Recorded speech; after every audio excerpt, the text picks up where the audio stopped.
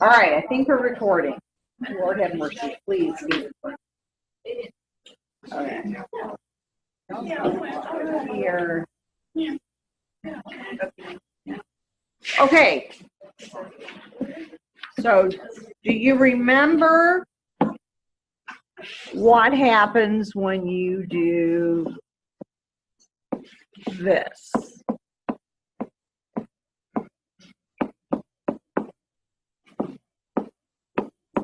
What do we do? Good.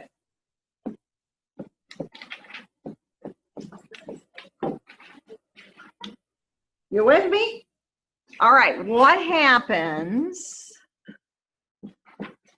when you do this? I'm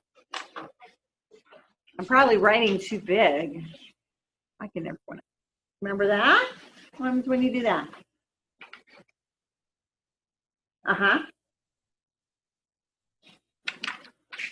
Here's your clue. Love those, gotta love those clues. What happens when you do that? NH2. It reduces it. Okay. What happens when you do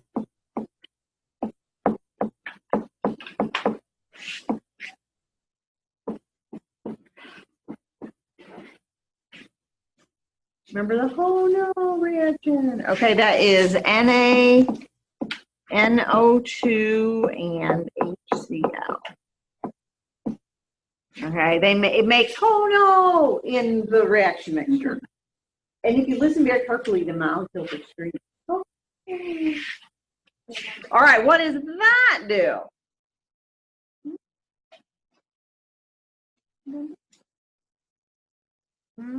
It was like almost the last thing we did.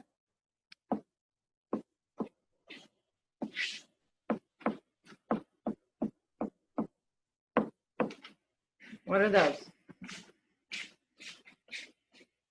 Diazonium salts. And then I showed you how you could replace the nitrogen gas with a nucleophilic aromatic substitution reaction. And we used copper 1 chloride and copper 1 bromide, and we can put different things in place of the nitrogen. Yeah. That's not oxidation. Yeah, It is. it kind of is, but you're adding nitrogen too. Okay, so you're adding a nitrogen. Okay, okay, Taylor. Okay. All right, now, what happens when you do this?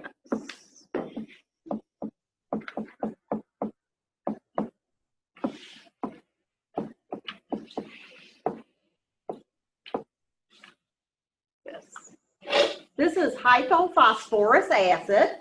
It's probably an acid that you have barely ever done. Okay, it's weird. All right, you have 2 hydrogens on oxygen. Where's the third hydrogen? It's on a bottom. Okay, so what happens when you do that? You replace the nitrogen with a, yeah, and look what we have. We've gone full circle. Okay, like why would you even want to do that? Okay, why would you even want to do that? All right, so here is why. Because you're going to be sneaky.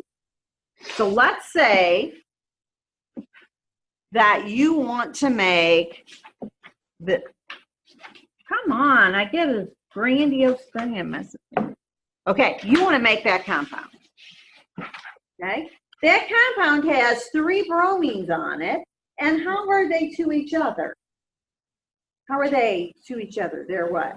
Meta. What kind of director is bromine? Orthopedra. Okay, so what we're going to do is we're going to start with aniline, which is what kind of director? Is that nitrogen? What kind of director is that? OP, and it's an activating group. Activating groups are pushing electron density into the ring, okay? And not only is it an activating group, but it's a strong activating. And so what's going to happen is it's going to make that benzene ring so reactive that you do not even need to use the Lewis acid. You can do this with just bromine. Now, when you take bromine, do you all know what bromine looks like? Have you ever seen it? Like in the lab? Like maybe not organic lab, maybe even in Jerchem lab. It's a real dark orangey, not orangey, I should say, more burgundy color. Kind of a burgundy color. It's real dark, okay? Remember we talked about bromine decolorizes? When it's not Br2, when it's broke apart, it's no longer that dark color. So like you can take a double bond compound and add bromine to it, and it adds to the double bond, like that fast. Like, why don't we do that?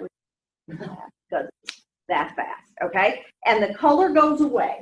And that's also used as a trick to decide if it's unsaturated, if it's double bond or triple bond. Well, if you took benzene and you added bromine to it, it would stay plain old dark red brown, okay, that burgundy-ish color, okay? But when you have a strong activating group on the benzene ring, like a nitrogen, an oxygen, okay, both of those have lone pairs on those atoms that are directly attached to the ring, you do not need to add a Lewis acid catalyst, and it will add bromine in every spot. So what you would do if you were going to do this is you would take this compound, aniline, and you would add the bromine, and you're going to see the color is going to go away. And it's like that fast because of that activating group on there. So you keep adding the bromine until the color is gone, and what will happen is, come on, give me the arrow, is you will put the bromine in every ortho and para spot. Now, if you only wanted to put it in one, you'd have to figure out exactly how much bromine to add and pray that. Okay, but here we're putting all the bromines on all the spots. You can only do that with strong activating groups that do not require Lewis acid. Okay, all right, so look at where the bromines are to each other now on that ring. What are they to each other? They're meta, aren't they? So what we're going to do now is be sneaky and convert that aniline to N2, the diazonium salt, and then add H3PO2, and you get rid of it. And you have been sneaky and put bromine in a whole new way. Okay? Get that? And actually, it's less steps than trying to do it any other way. Okay? That makes sense. That's why you would do it. That's why you would try to get rid of the nitrogen. So you use the nitrogen to get what you want, and then you just throw it out. And it bubbles on. All right. Can we get to the next? All right. Let's try that. Where I was. That's it. That's the end of the chapter. Okay, so now what you have is you have some stuff on acids and bases, don't you? Acids and bases. All right, like it's this. Looks like that. Looks like that. Yeah. All right. So what we're going to do is I'm going to show you a few things about acids and bases and benzoic rings. Okay. So first of all, do you remember?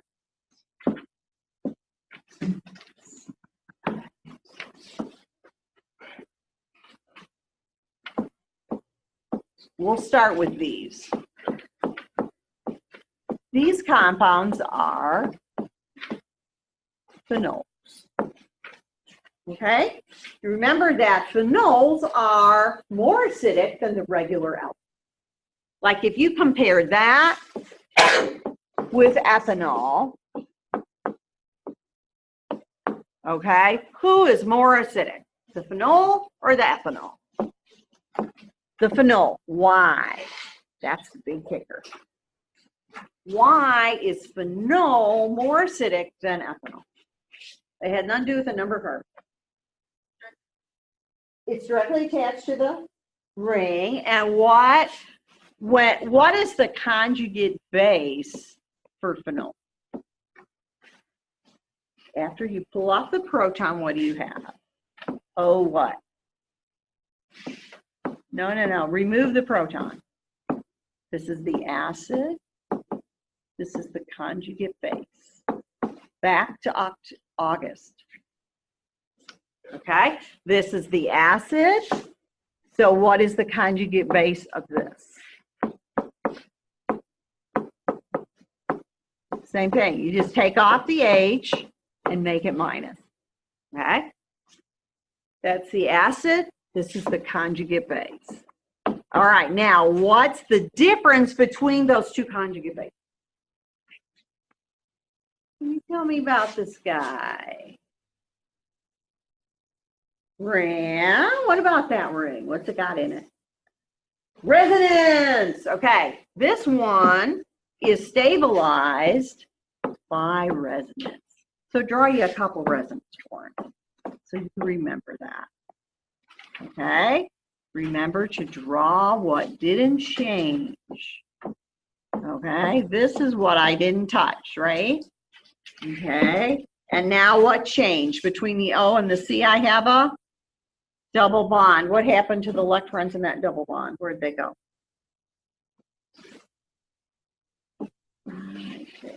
Okay, good old Homer.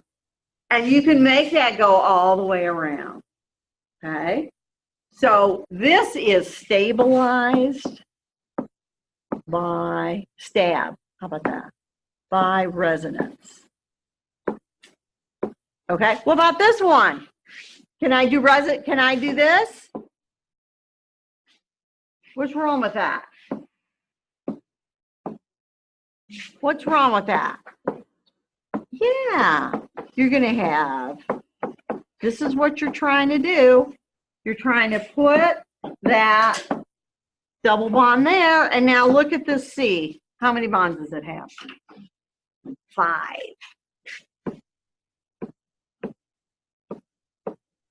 That is a no-no in organic chemistry, to make 5 bonds to carbon, okay? So that's why this one is more acidic, because that O- is stabilized by the ring. Okay, that's also how it pushes electron density into the ring. So it'll react with all those bromines. All right, now, so we're going to do this, so nobody tries to do that later. All right, now that we've established that phenols are acidic, let's put some groups on there and see how that will affect the acidity. Right? All right, so here is phenol. I'll just draw it again. Okay. Here is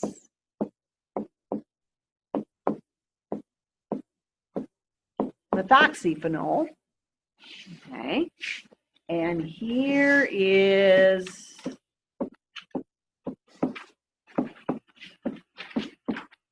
nitrophenol, and I'm just going to put them all para right now. Okay, and here will be, let's put a bromine. Okay, we got 4 compounds up there. I'm going to make them A, B, C, and D, so that I can ask questions about them. All right, so I want you to tell me which compound up there do you think is the most acidic? Which one do you think is the most acidic? Yeah. Somebody said C. Okay, why did you pick C? You got to give me a reason. Because it has the lowest pKa on the slide. Okay, well, that's fair. All right, but can you tell me why it has the lowest pKa? What can you tell me about this group? It has 2 oxygens. Yeah, what else? What kind of group? Classify the group. Electron withdrawing. Okay. This one doesn't have a group, so it's kind of in the middle, right? What about methoxy? What kind of electron group is that? It's going to be an electron donating. Okay, what do you think about the bromine? So it's electron withdrawing. We'll write down here electronegative. All right, now, and this one just has a H in that spot. Don't forget those H's are there.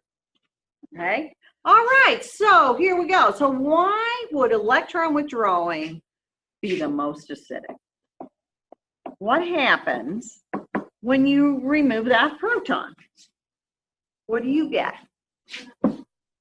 What is the conjugate base? Here's your clue.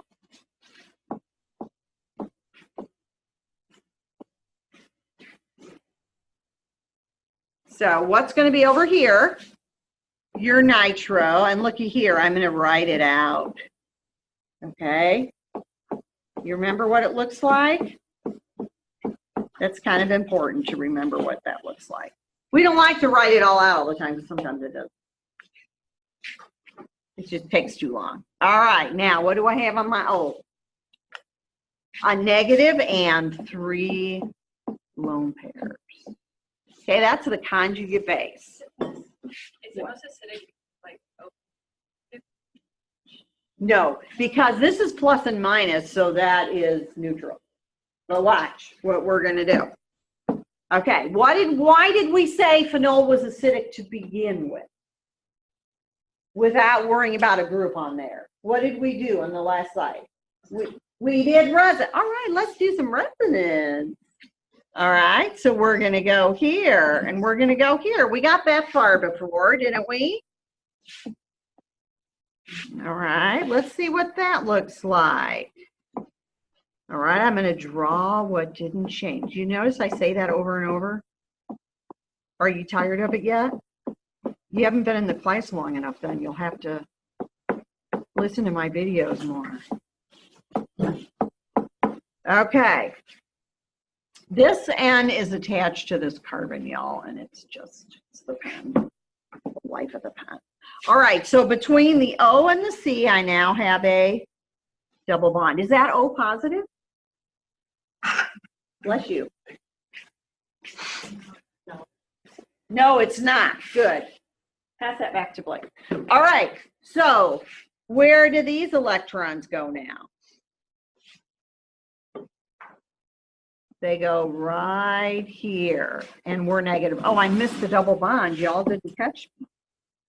We didn't move this guy yet either. Okay, now look what happens when we do the next resonance form. We're going to take these electrons and go here and make a what? Now, what am I going to do with these? I'm going to go to the N and out to the O. So what am I doing? I'm pulling that electron density out of the ring and stabilizing it by an electron withdrawing. See what we're doing? All right, so what does that one look like? Let's see if I can make it fit. All right, I didn't do, I got my N, I got my O, I got my O. All right. So now I'm going to end up with, I used red. Double bond here. Oops, this double bond was already there. All right, now I'm going to have a double bond to the N, and this O up here is going to become negative. This one already was.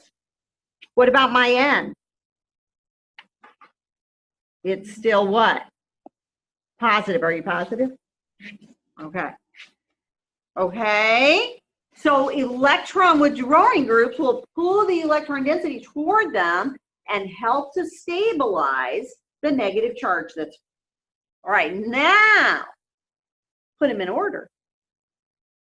Okay, we already determined that C was the most acidic.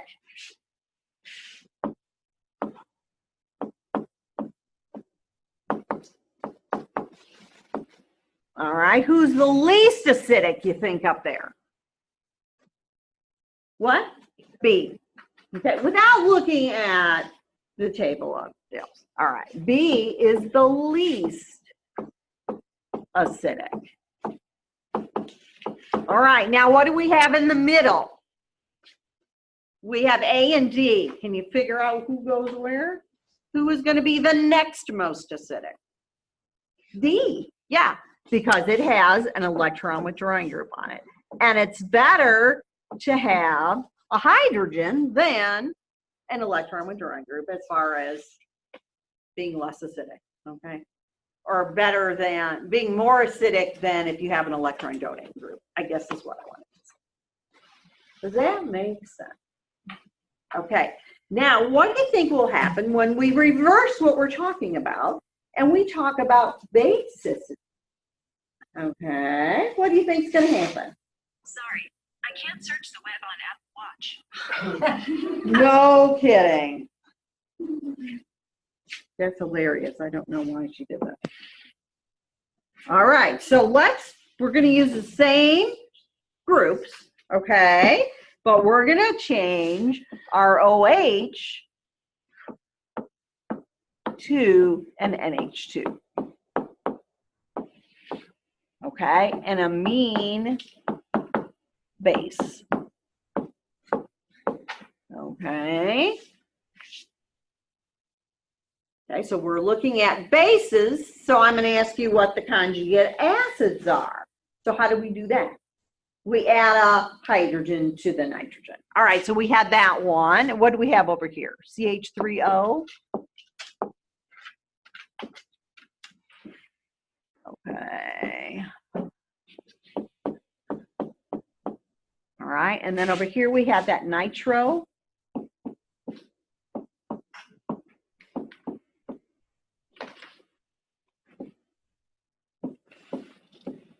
I used to write all this on the board all the time, you guys. And then we had the bromine one, right?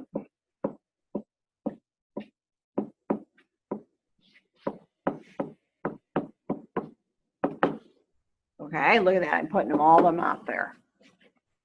All right, now, who do you think is going to be the better at grabbing a proton? Because now you're kind of going the other way. All right, so I'm going to go A, B, C, D. So which one is the most basic, do you think? Yes. You see why it's B? Because what is that O going to do? It has two lone pairs on it. It's going to shove electron density into the ring and make this lone pair want to grab a proton. It's like pushing the electron density out to the H+. Okay, so most basic is going to be B. Okay, who's going to be least basic? C. I'd agree with that. Okay, and then how do you think they go in the middle?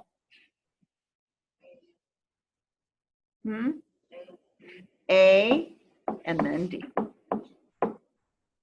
Okay, so this is most basic to least basic.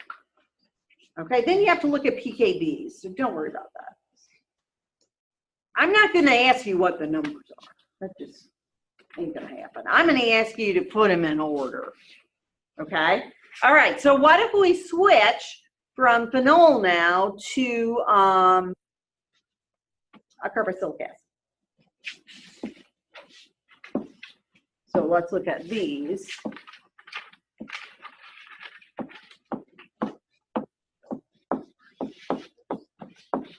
Here's benzoic acid. Okay, remember carboxylic acids in general are better acids than phenols. That's why they're called carboxylic acids. Yeah, I know. We weren't even being cute. That's just how gone. Okay, because no matter which carboxylic acid you're looking at, this is going to be your conjugate base, right? And notice that it's stabilized right like that. Okay? All right, so it would look like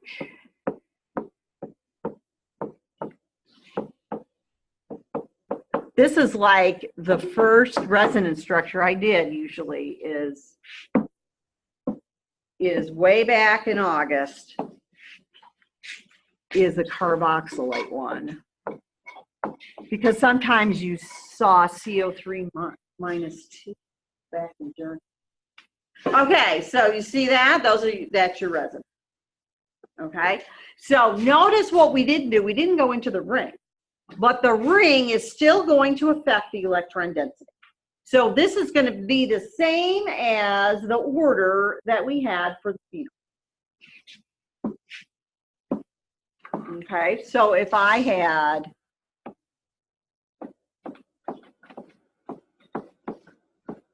here's my nitro. I'm going to write CO2H.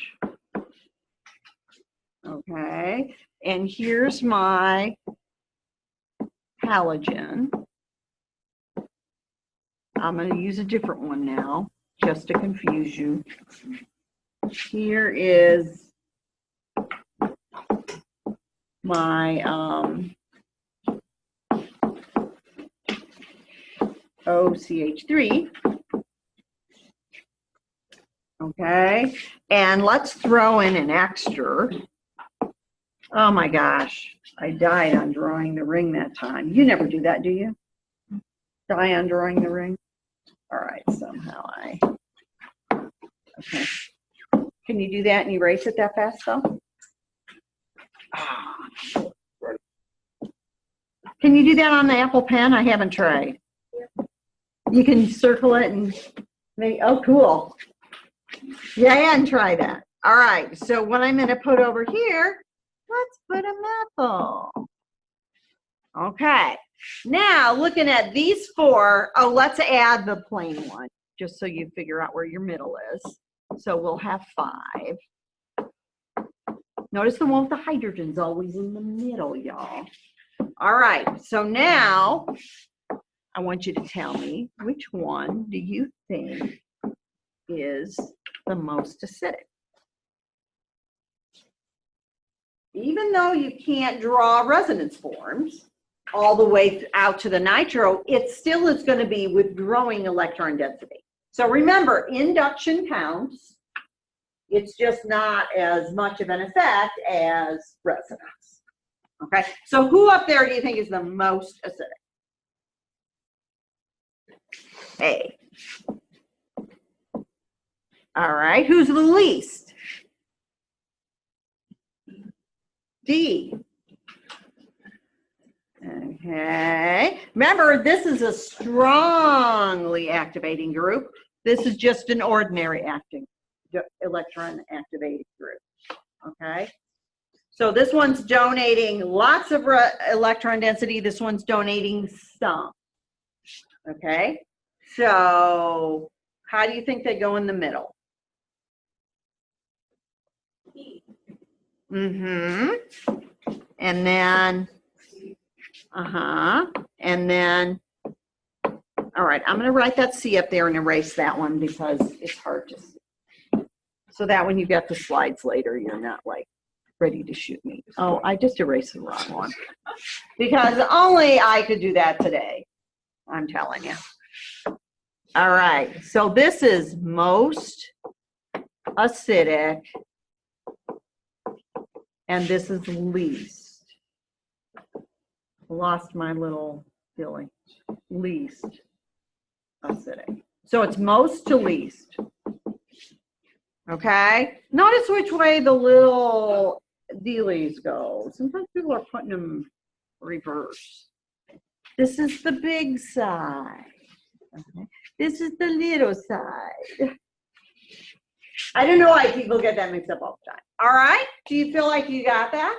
All right, now what else was on those slides? Did I miss something that you want me to talk about? Oh, I don't know. This is just like the basicity of anilines. Okay, what kind of group increases basicity? Electron donating group.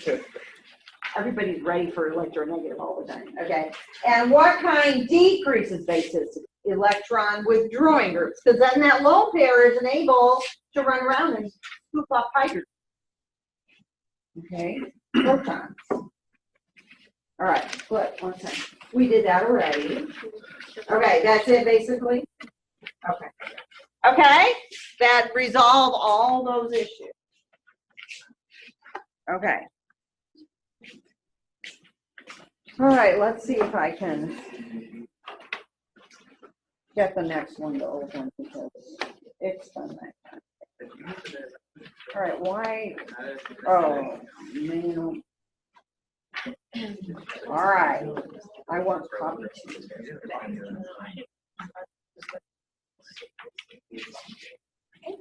Okay, and I'll get that whole chapter's full slides posted today.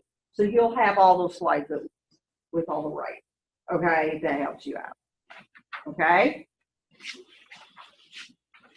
Okay, chapter 18 is about aldehydes and ketones. All right, I guess we're going here because y'all haven't, I'm going to give you till Wednesday, and then we'll go back and do the beautiful thing. Okay, so if a nucleophile is a strong base, the reaction is irreversible. But if it's a weak base, the reaction is reversible. That just means you can go either way. Equilibrium. Okay, back from general cons. Okay, so you'll notice here, if you have a strong base, this step is irreversible because Z is too basic to be expelled. You couldn't have the electrons go from the O- down and kick out Z. Okay, remember that when you're adding to a carbonyl,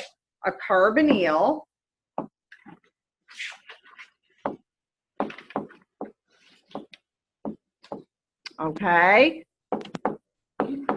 I can't write over there. It drives me crazy. All right, let's see if I can make it bigger. Okay.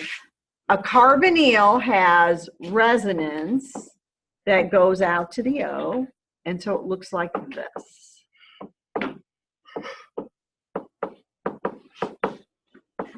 Okay, and if you remember the rule of resonance, if it's got all 8 electrons around it, it's more stable.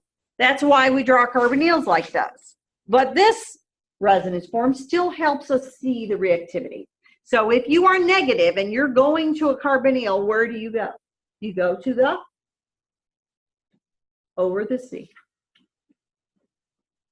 You're negative. I can't search the web on Apple. Why are you doing that? Okay, you go to the C. Okay, if you're negative, you go to the C.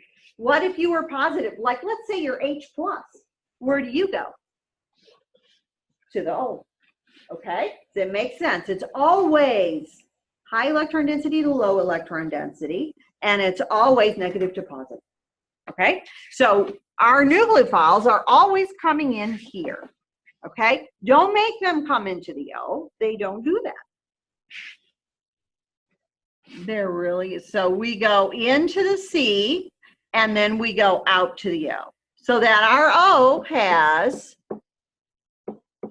8 electrons, 3 lone pairs, and a negative charge.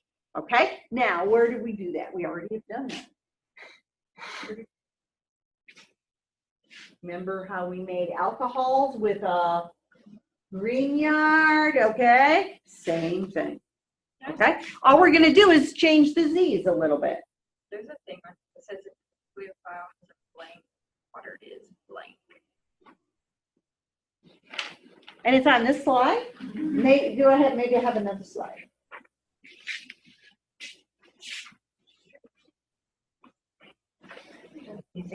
Oh, has a proton, maybe.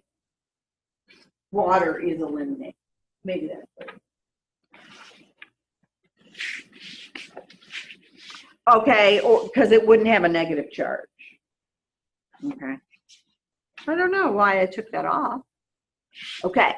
A nucleophile that's a relatively weak base is reversible because Z can be expelled. Okay. The product you end up on all of these protonating to O minus. That's what we did with our Grignards. Okay. That's what we're going to do with these. Okay. Here we go. If the nucleophile has a lone pair, here we go, water is expelled. I bet that's what it is. I have no idea. It was the one that you, if the nucleophile is a strong base, you actually do reverse it. It was the one before this one that had the lines on there. Like the second.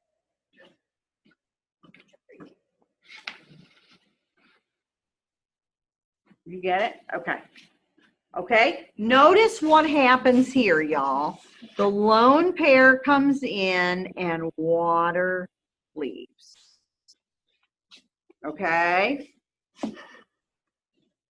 You're going to see that difference as we go. And all the reactions are going to be real similar to this. Okay, so we've already done the Grignard. So this is a review slide, okay? So your nucleophile is your Grignard. It goes to the carbon of the carbonyl. You go out to the O's. Okay, you get this little intermediate they like to call the tetrahedral intermediate because this carbon is now tetrahedral and here it was trigonal planar. Okay, and then you protonate it. So if you were going to write that out, just so you review, okay, we're going to protonate. Okay, and that's how you make that. Okay, and we did a bunch of them. We did them with aldehydes. We did them with ketones. We did them with esters. What happened with an ester?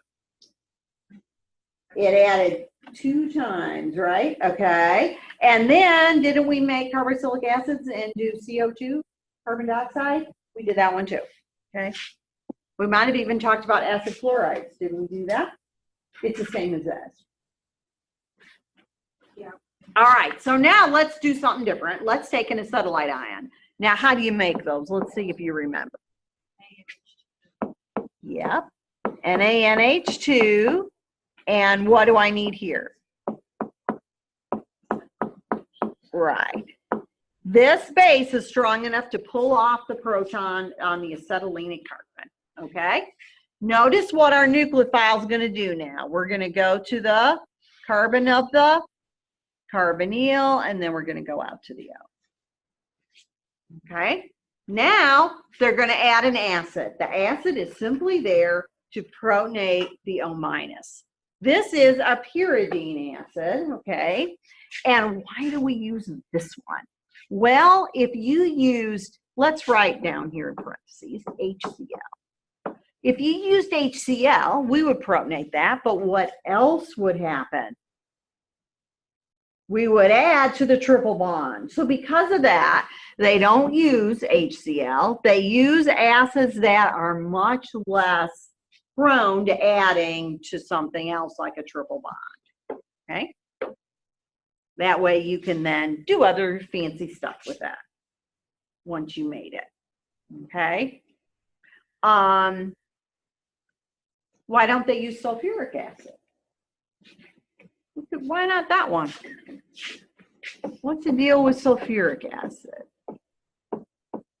How do you get sulfuric acid? Out of the bottle, right? What's in the bottle? Sulfuric acid and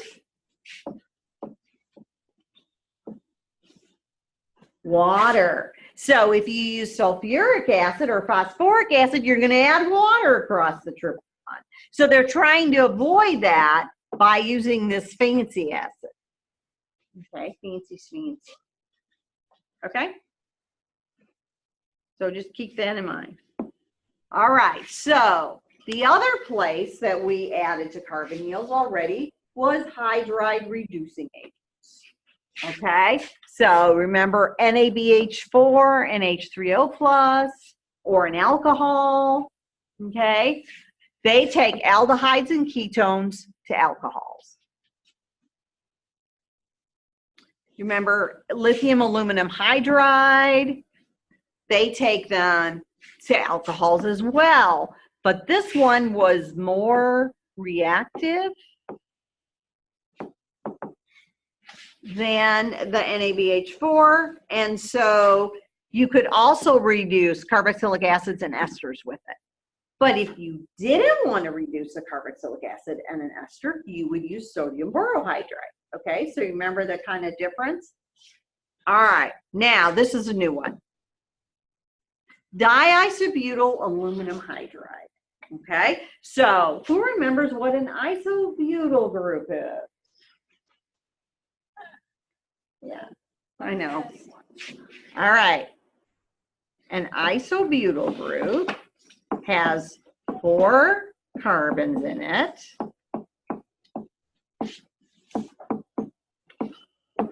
Okay, that means it's attached to something else, and that's your isobutyl group. So dibol is diisobutyl aluminum hydride. See there? There's our hydride. Okay, notice they run it cold, -78. How do you get to -78? Dry as an acetone. Okay, and it will take your ester to an aldehyde. Can't do that with lithium aluminum hydride. The esters go all the way down. So this is the new one right here. Okay, all right, we got everybody going. Get your articles picked for your paper.